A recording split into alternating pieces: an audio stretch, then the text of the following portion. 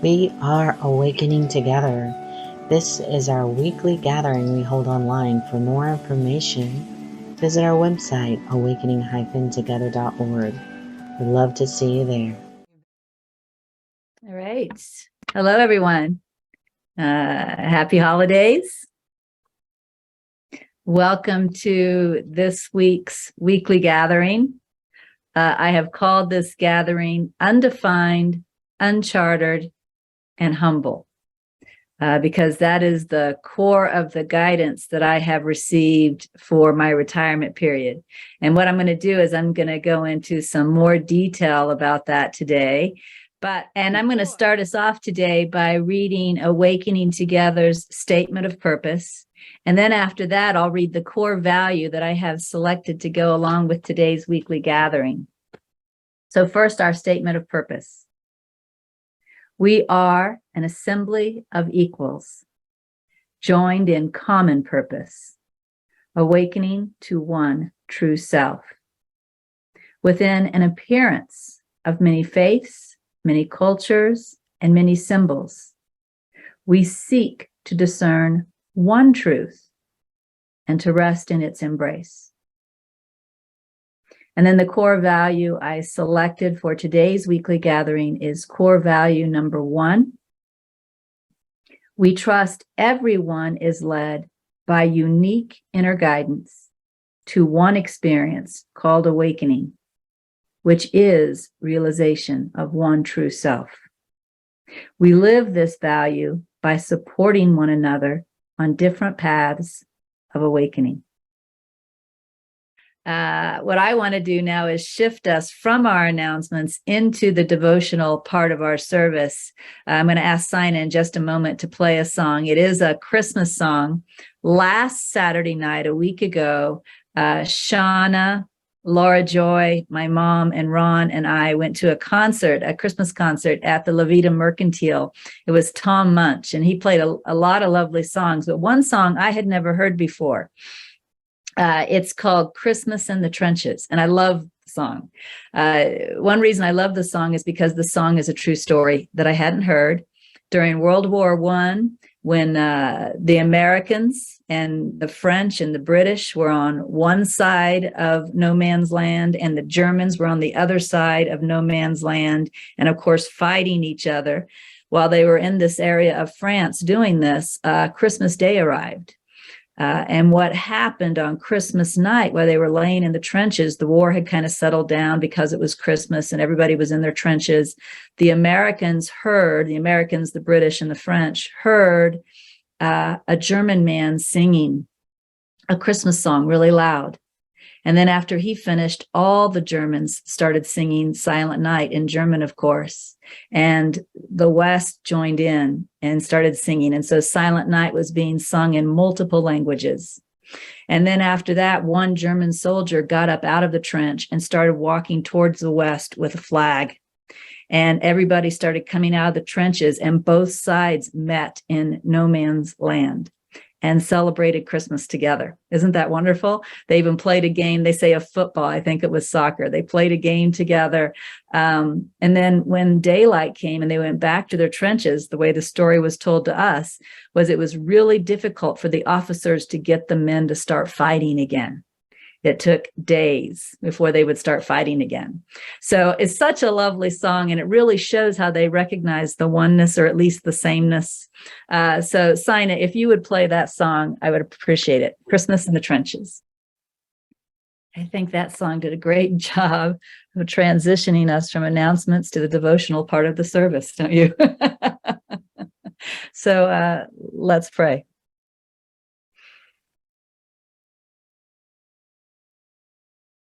So I am grateful for the song that we just heard,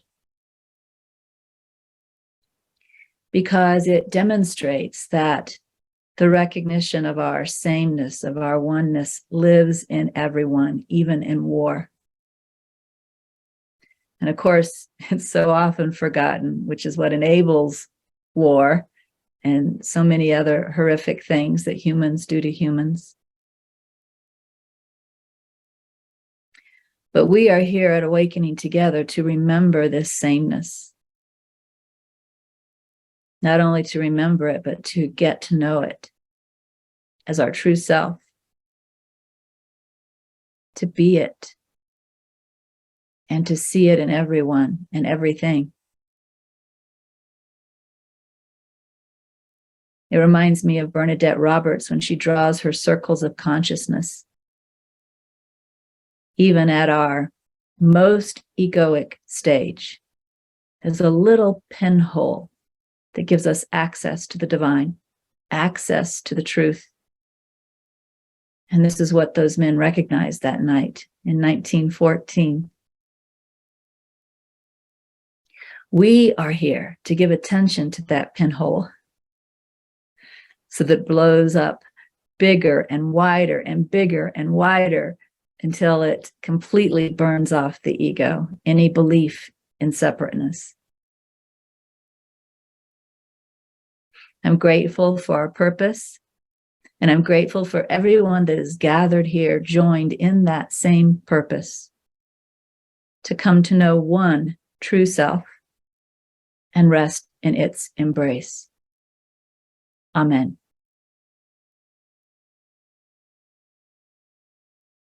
So, I can't see now. I have tears in my eyes. Y'all are blurry.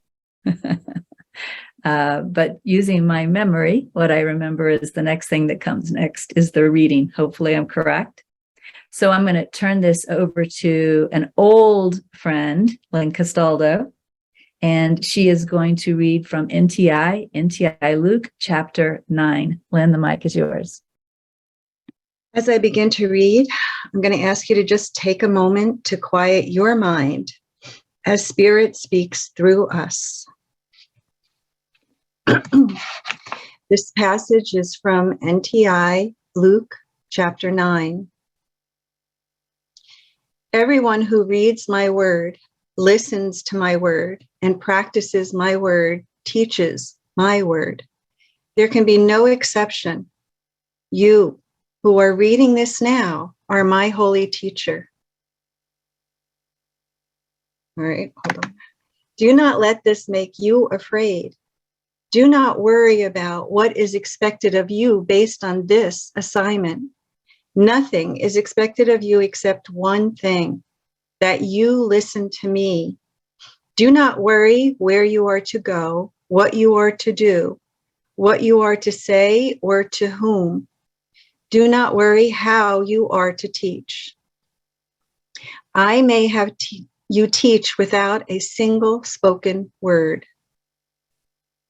Give no thought to the future. Give no thought to how you are to teach, or when, or where.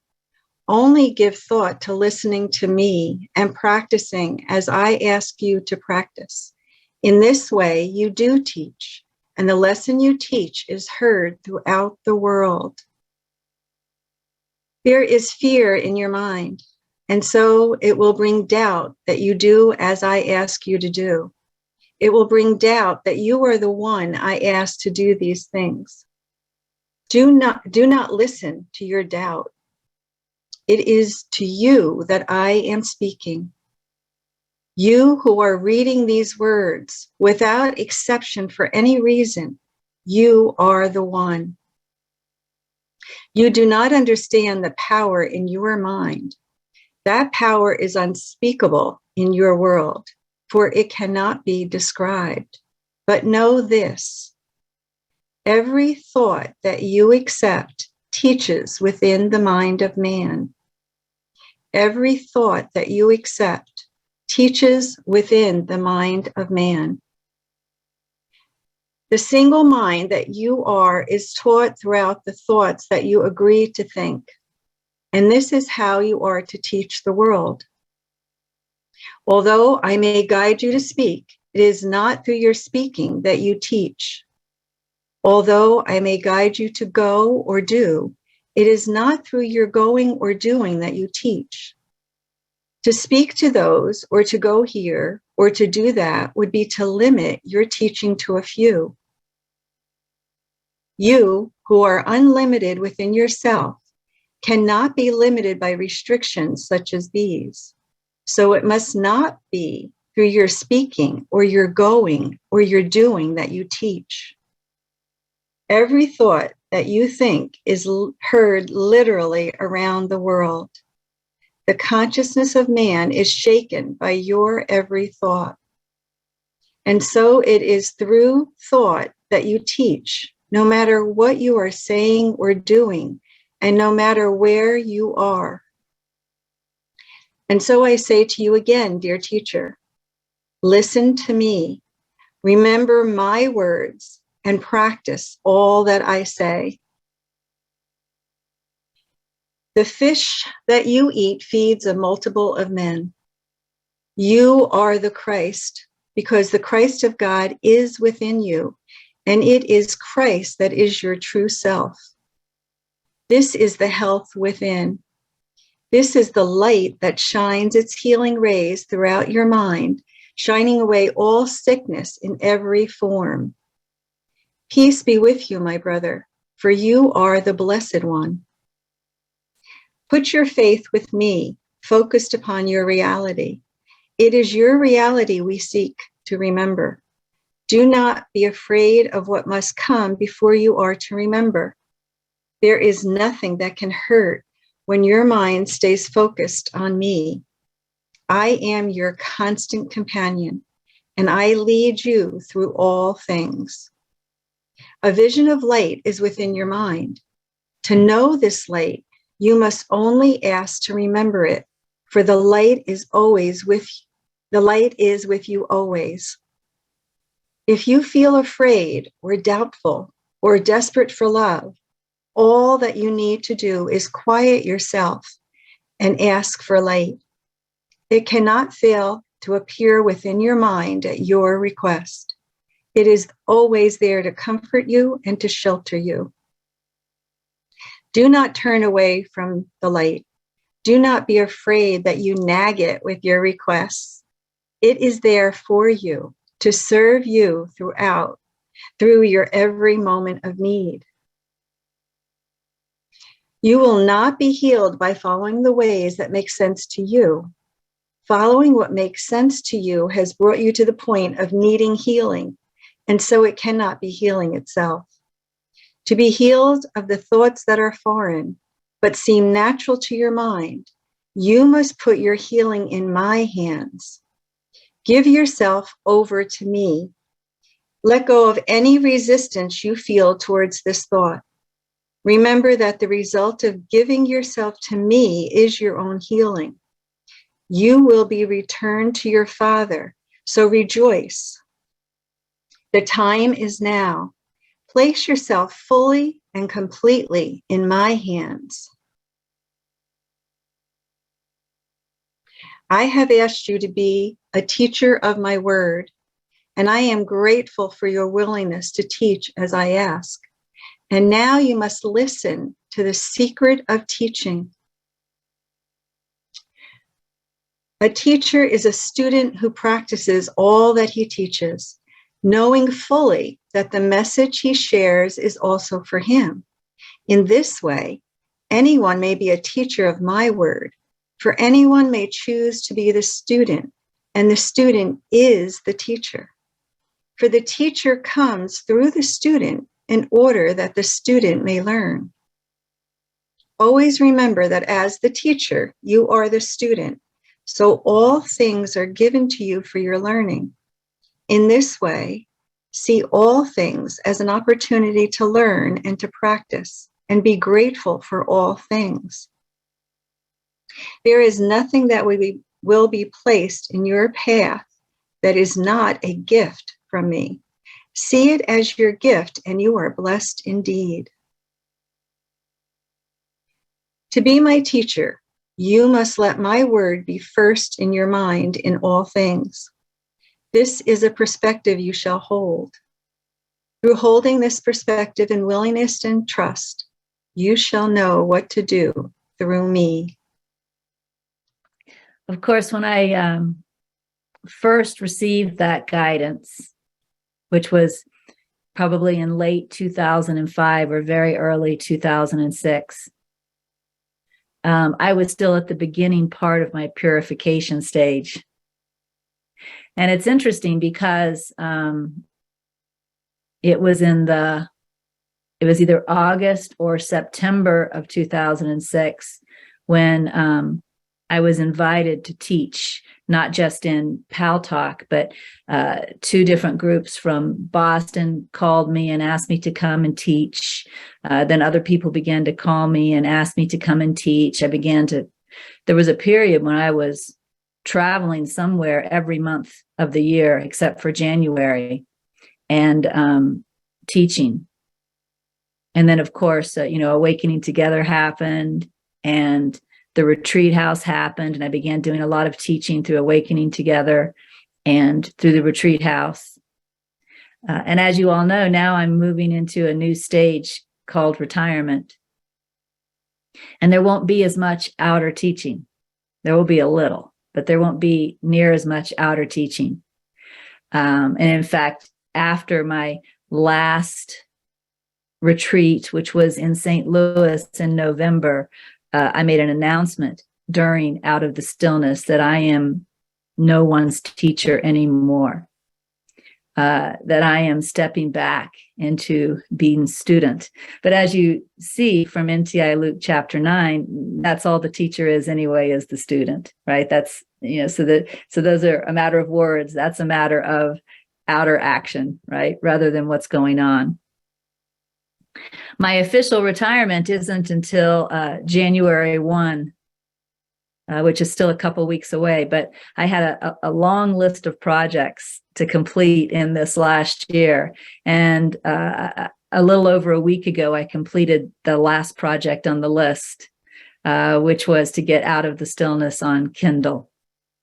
And so starting this past Monday, I told Jacqueline I was taking vacation until the end of the year. So in that way, I stepped into retirement already. And what my retirement looks like in a general basis is the days are divided into 3 8-hour periods. From 5 in the morning until 1 in the afternoon, it's private devotion. 1 in the afternoon until 9 at night is more public being. Public meaning including my family, anybody that I interact with in any way, public being.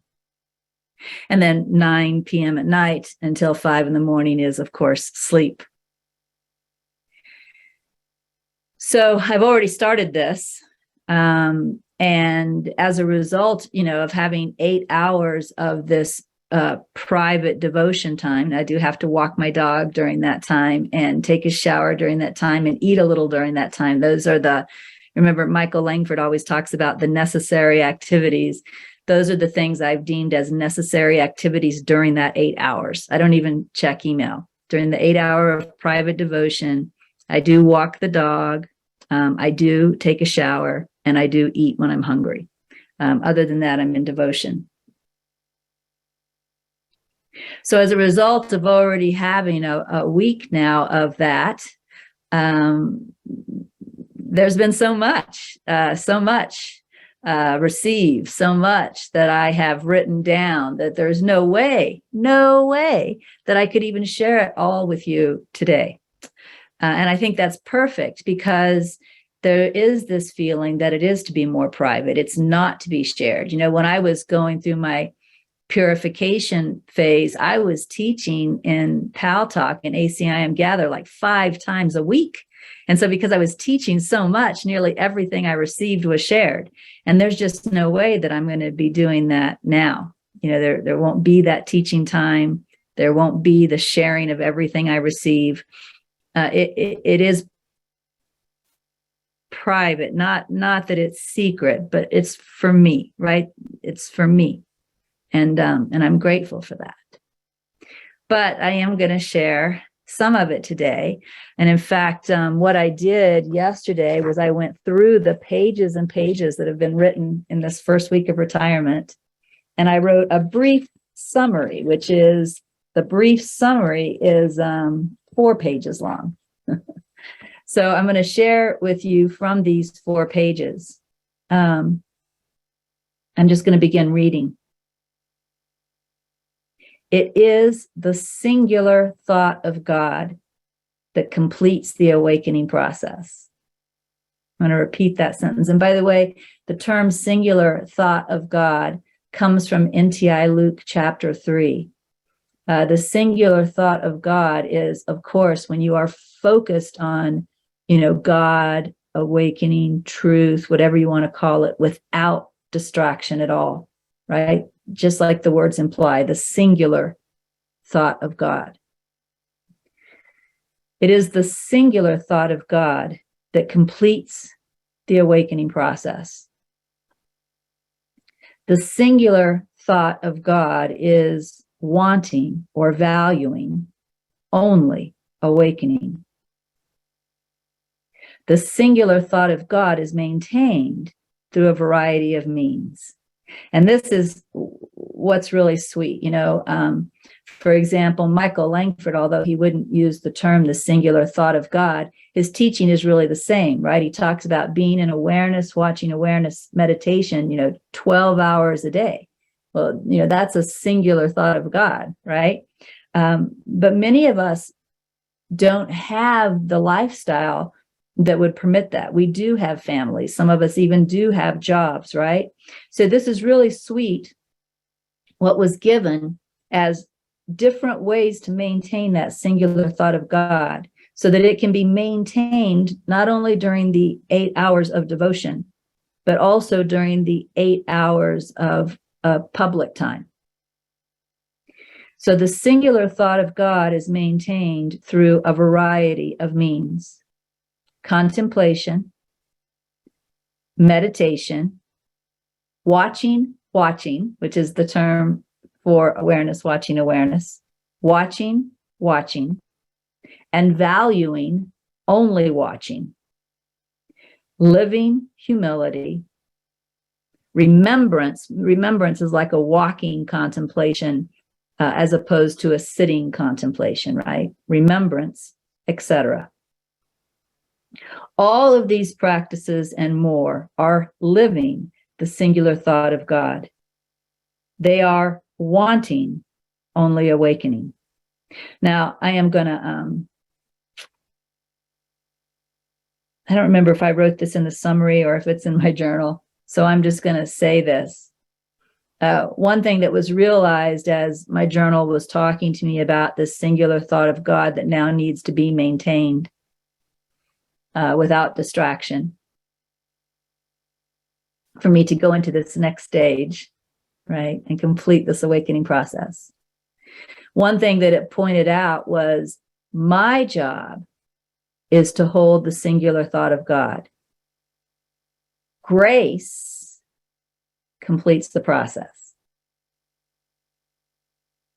And that to me is a very important distinction.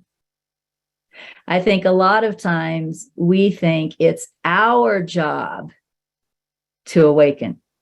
And I think this is why, this is how people misinterpret practice, spiritual practice. And I think this is why some people, some teachers will explain it's not the practice that awakens you, because it's not. The practice is maintaining your focus, right? The practice is keeping you from being total, focused on all these outer things. It's keeping you focused. But grace or the mystery completes the process. It's not you. It's not the practice. It's the grace. But why is it important that we maintain our focus? Why is that important? Because of who we are. When Lynn was reading NTI Luke, it said something about you do not understand the power in your mind, right? And in fact, in my Out of the Stillness journal, there's a place where it says something similar. And it says, if you understood the power of your mind, you would never remove your mind from right practices. You just wouldn't if you understood. So it's only out of our ignorance, out of our lack of really understanding what we are and how powerful we are, that we allow our mind to go to all of these other things. But whatever we focus on because of who we are, because of what we are, whatever we focus on has to come to us. Which means if we're focused on the singular thought of God, awakening has to come to us. But if we're not focused on the singular thought of God, we're actually still saying, I want these other experiences. And so these other experiences have to continue to come to us. You see how that works? So we don't wake ourselves up through the practice, but the practice assists us in maintaining our focus. And in fact, in NTI Luke, there's a little symbol where it talks about a child, a small child, like a 3-year-old, learning to tie its shoe. It says the child tries over and over again to tie its shoe. The fingers are all fumbling. It tries over and over again to tie its shoe. That the practice is just the symbol of the willingness, of the desire to learn to tie the shoe. One day, the fingers just do the right thing, and the shoe gets tied. That's the miracle, right? So what's really important about this is, again, my job is to hold the singular focus. Grace completes the process. And then what I was also told in my journal, guidance, guidance that comes is where we work together in partnership. Grace may give guidance to do a certain practice, which is going to help maintain my focus. And my job then is to follow the guidance. So guidance is where we meet in partnership on the same purpose. So it is the singular thought of God that completes the awakening process. And the singular thought of God is wanting or valuing only awakening. And that's my job. One thing that I wrote in my journal, this is when all of this was coming through, I wrote, this search isn't about special circumstances. It's about consistency. It's about knowledge that is whole, so it doesn't require special circumstances. I wrote that because, the wrong mind in Regina has this, okay, now that you're retired, you got to meditate 12 hours a day, like Michael Langford said. And that's not my guidance. In fact, I was very specifically told that my guidance is undefined and unchartered. In other words, I don't know what my guidance is going to be. I'm not supposed to think I know what my guidance is supposed to be. I'm not supposed to think I know what this next phase looks like based on what someone else said. I'm supposed to know I don't know. Bernadette Roberts said in one of her books, when she was talking about awakening to the first principle of God, she was very clear that it's a dimension that is so different that, she can't talk about it, right? She can't tell us what it is. But then she said, but the thing that it's closest to in your dimension, right? The thing that it's closest to is not knowing. Think about that. The first principle of God, someone who has awakened to it and is trying to describe to us what it is, the words she chooses is the closest that it is not knowing. So my guidance is to follow an undefined, unchartered path into the first principle of God, because that is now my spiritual aspiration, the first principle of God. And not to think I know. And so every single morning when I get up and I enter into that devotional period, I don't know what I am to do. That's my job also. And the guidance guides me through it.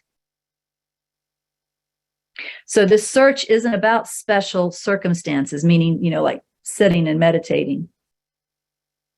Although meditation is happening, don't get me wrong. But it's not about something special. It's about following this undefined, unchartered guidance. That's my job. So again, my path that has been laid out for me through guidance so far has two primary parts. The 8 hours of devotional time, and then the 8 hours of public time, being out in the world in some way, not necessarily being like with an audience, but it could be just being with my family, right? The public time. And what I was told was, in the public time, my primary practice is going to be, and this was a new term for me, living humility. Living humility. The act of living humility, living humbly, right? If you want to put it in different words. And then what was interesting was after that, I was guided back to the manual for teachers, to the characteristics of a teacher of God, to find out what living humility is. And I haven't read this in many, many, many, many years. So there was one thing, first of all, that I read it that was exciting to me personally. You know, the last time I remember reading the characteristics of a teacher of God, they were almost unobtainable in my imagination. You know, like those people are nearly perfect, whoever the heck they are. This time when I read it, it was, yeah, okay, I'll do that. Yeah, okay, I can do that. Sure, I'll do that. So that alone was really sweet because I could tell that, you know, this period of time from 2004 to 2022 really did go somewhere, because these characteristics that, you know, were way out there were now like, yeah, okay, I'll do that.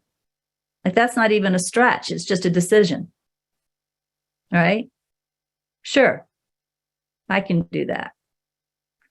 So let me go over those characteristics and what those characteristics mean,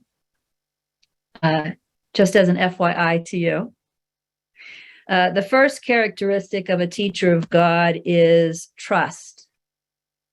And what the teacher of God is trusting in is the power beyond the self, right? We could call it God. We could call it the mystery. We could call it the unmanifest. We could call it consciousness, you know, pick a word. But that's what's trusted in. It's trust in the truth and in the power of truth. Therefore, of course, it is trusting within. Trusting within. You know, like I know I mentioned recently, I think this past week in Out of the Stillness, I said something to y'all. I said, you know, basically my recommendation was that you all quit asking others questions and instead go within and ask. And when you ask others questions, you may not realize it, but you are not trusting within. You think someone else knows more than you, right? And if you keep asking questions outward focused, you'll never learn to trust within. The only way to find out that you have all the answers and that power that is beyond you, that's within, is to start going there and asking it questions. And in the beginning, you know, if you're new to this, it may be like a dribble. It may not be perfect. I think Ken Wapnick once likened it to turning on a faucet that hadn't been on in a long time. And so at first there's some rusty water that comes out, right? But if you keep going back, what happens to that faucet? It becomes clear and it runs strong, right? So this is a characteristic of the teacher of God, is they trust the power that is beyond the self. And so they also trust the within, right? So as you can see, I said, okay, I can do that. I'll do that. That's not a problem. The next characteristic of a teacher of God is honesty. But honesty is specifically defined as consistency. Consistency in all ways, meaning I maintain the singular thought of God. I would not hold to any thought that is not the singular thought of God. I will not speak in any way that is not aligned with the singular thought of God, and I will not act in any way that is not aligned with the singular thought of God. Another word for that sometimes is integrity. Integrity is when you are completely aligned with yourself. You're not saying one thing, doing another, thinking another, right? You're completely aligned. And of course I said, okay, I will do that. That of course will take some attention, but it doesn't feel like something way, way out there. That's, impossible to do. Okay, so I need to give attention to living honestly, consistently, with integrity, with the singular thought of God. I've got to be whole in my purpose. The next characteristic of a teacher of God is tolerance. And tolerance is defined as not to judge. That's it. No judging. No judging. And I said, okay, I can do that. Because my mind isn't like it once was. I'm sure you all know what my mind once was because you've had the same mind, which is just judgment, like rapid fire. That faded. It's an occasional judgment that shows up, and there's absolutely no reason why I can't look at that and say not interested, right? There's just no reason, unless I was just being lazy. So I said yes to that. The next one is lovely. It's gentleness. Gentleness is defined as not only do I not harm others, so I will not be attacking anyone verbally or with my mind or in any other way, but it's also not to be harmed. In gentleness, I do not harm, and I am not harmed. I think this is sometimes called ahimsa, right? Ahimsa is the Sanskrit word, gentleness. Joy was the next characteristic. And joy, it says, is simply the effect. This is what the Manual for Teachers says, that joy is simply the effect of living gentleness, right? It's simply the effect of gentleness. But what I wrote in my journal is it's simply the effect of living humility, which to me means all of these characteristics put together, right? Living all of these characteristics put together, joy just happens. But what that also means is if there's even a moment of not joy, I can look and see, right? Check. Where am I not living these characteristics? Did I just believe a judgment? Did I just believe I was harmed? Was I just now out of integrity with myself? Did I speak something that's not in alignment? Right? So joy becomes the gauge, right? Whenever the joy is gone, I can check, find out where I have slipped from living humility and get right back, just like that. Since it's the effect of all of these, of living all of these. The next characteristic of a teacher of God is defenselessness. Defenselessness is defined as having no dreams or images that you would define. Images like a self-image, right? No dreams or images that you would defend. I might have said, I don't know if my mouth said the right word before.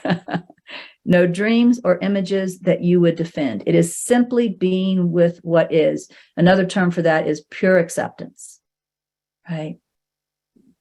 And no imagination. Pure acceptance and no imagination. That's defenselessness. There are no dreams or no images that one would defend. It is simply being with what is. And I said, yeah. So if I notice a dream arising, if I notice an image arising, instead of taking that and making it mine, my job is to let it pass on by, right? No dreams, no images. Again, that's self-image, or it could be an image of another person, right? An image of Jacqueline, or an image of Ron, or an image of Jasmine, right? That I could want to defend. The next one I love, generosity. Generosity, again, is specifically defined. Generosity is being the self in order to know the self directly. You know, Nisargadatta said you can only know it by being it. Why is that generosity? Like, doesn't sound like it has anything to do with anyone else, but this is what NTI Luke 9 is all about, right? NTI Luke 9 says, everyone who reads my word, listens to my word, and practices my word, teaches my word, right? There can be no exception. You who are reading this now are my holy teacher. It says, you do not understand the power in your mind. That power is unspeakable in your world, for it cannot be described. But know this, every thought that you accept teaches within the mind of man. The single mind that you are is taught through the thoughts that you agree to think. And this is how you are to teach the world. So I am being generous, even if I never have contact with you again, although I'm sure I will, but let's go here. Even if I never have contact with you again at all, I just seem to disappear from the face of the earth. I am being generous to you by being the one self, because that is being echoed in our one mind, right? That's generosity. And of course, I said okay to that. The next one was patience. I also love this. I think I loved every one of them. I mean, how could you not love these? Patience. Listen to patience. Patience is seeing the outcome, and you know, we could be talking about small outcomes, but really we're talking about awakening. Patience is seeing the outcome as certain, although the time of its occurrence is unknown. It's also trusting that the time will be as right as the answer. And the Manual for Teachers says something like, the teachers of God can afford to wait, right? They can afford to wait. So patience is knowing this is done, and the time when it's fully realized is the perfect time. And there's just no reason to have any concern, because any type of concern, even concern about awakening, when will I awaken, is a worry. It's a worry energy. Just think about it for a moment. You can feel it. It's a worry energy, which means it's egoic. So patience is seeing the outcome is certain, although the time of its occurrence is unknown, and trusting the time will be as right as the answer. The next characteristic of a teacher of God is faithfulness. Faithfulness is to bring everything, all circumstances to awakening, to give it all to the one answer.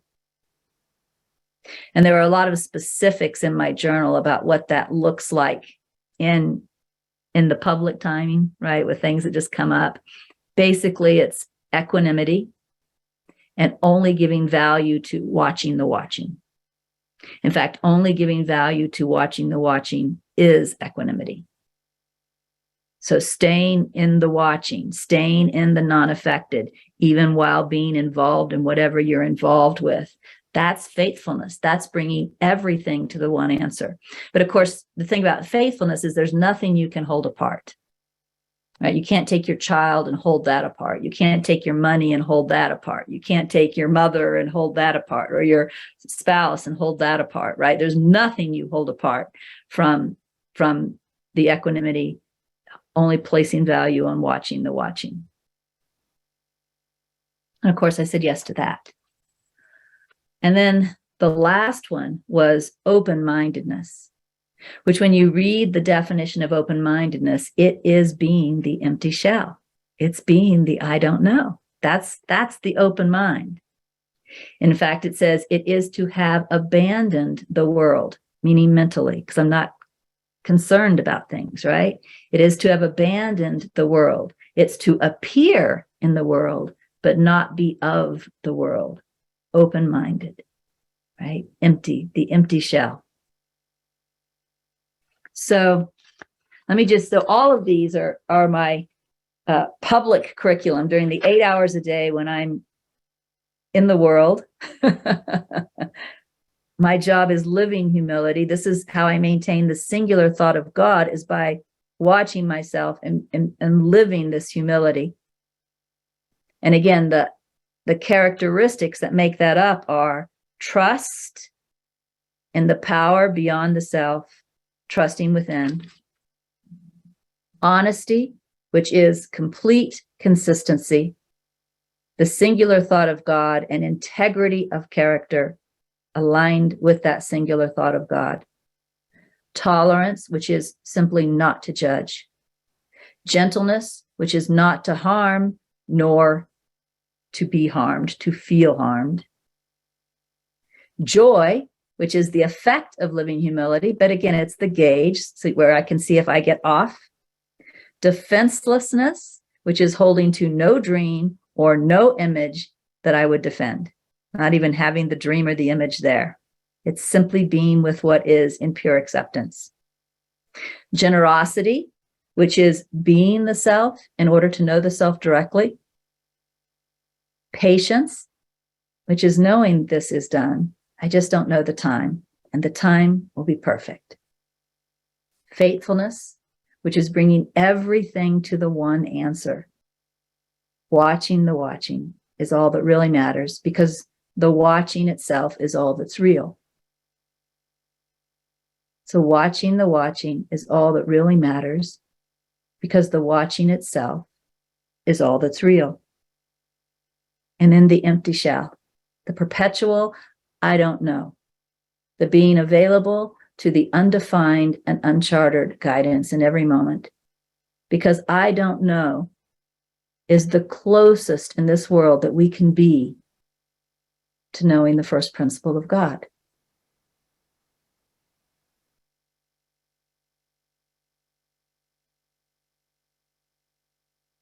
And then I was given a new mental mantra, like once upon a time there was I am that I am, and there have been other mantras, and the purpose of a mantra is actually to help keep you focused on the singular thought of God.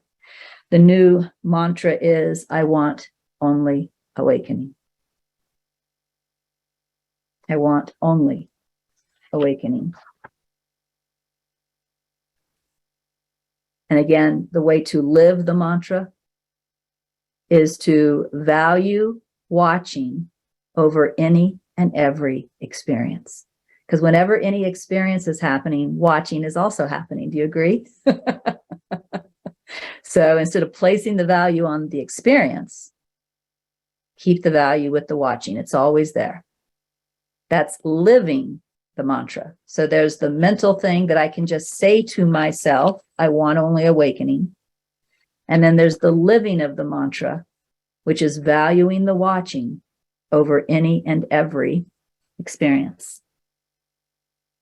So that's a summary of the guidance I have received for this first week.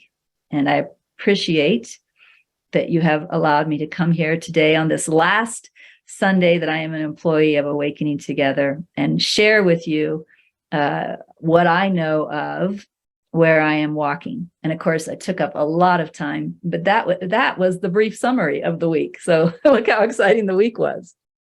I have 2 songs left. One's the Christmas version, which is the 3rd song on the list. Sina, how about if we skip to the Christmas version? And the name of this song is Heaven is Everywhere, which of course is the end result of awakening, seeing heaven everywhere. This version is by Francesca Battistelli. And as Sina plays it, if you are interested in donating to Awakening Together, which of course it's very appreciated, Sina will also post a link, or you can use the QR code, which appears on the screen, maybe way over on screen number 3, because there's so many people here, but there is a QR code that you can use as well when you're in gallery mode. All right, Sina. So Heaven is Everywhere by Francesca Battistelli. So thank you so much, Sina. Thank you so much, everyone else. 2 quick things I want to share with you as we part. I'm going to share my screen. It's kind of like announcements to end with. One thing that I wanted to share with you is when I was looking through the news this morning, I was reminded that the sanctuary is closed on December 25th and January 1st, which means the next time there will be a weekly gathering is January 8th. Another thing that I was reminded of is that there is a new program beginning in the new year, the 500 days.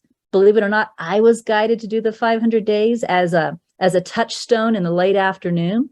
So I'm on day 5 right now, and I'm really loving it. I figure if I love it, anybody can love it, because guess how many times I've read NTI? I'm still getting something out of it. So if you're interested in starting 500 days, there's a group that is going to start on January 8th, which is the next Sunday that we're open. And then they are going to be meeting on January 10th, and I think every other Tuesday after that at 7:30 to talk about the program. So you could go through the program with a group. Again, you can get more information by just going to AT News. One more announcement I want to make before I leave. This is something I do every year during the Christmas season, is I listen to the Awakening Together Christmas list. I don't even know if y'all know about it. It's a music list. If you go to the Awakening Together YouTube channel and scroll down, because it was created a very long time ago, you will find the Christmas list. And what I like to do is I like to view the full playlist and then click on shuffle, because that way I get a different listening experience every time. There are 284 videos here. It plays for hours. You can cook to this music, right? Clean house to this music, wrap presents to this music. So I wanted to let you guys know there's all kinds of Christmas music here. So lots of variety. So I wanted to let you know about that, since we're in that week leading up to Christmas, and maybe you'll be listening to the AT Christmas list along with me. All right. I love you all. I'll see you. I will be here Wednesday for Out of the Stillness. So I'll see you then. Bye. Been watching our online gathering. It happens weekly on Sundays at 10:15 a.m. Eastern Time. To join us live in the sanctuary, visit our website, awakening-together.org. You'll want to click on Online Sanctuary in the main menu, and then in the drop-down menu, look for How to Enter the Sanctuary.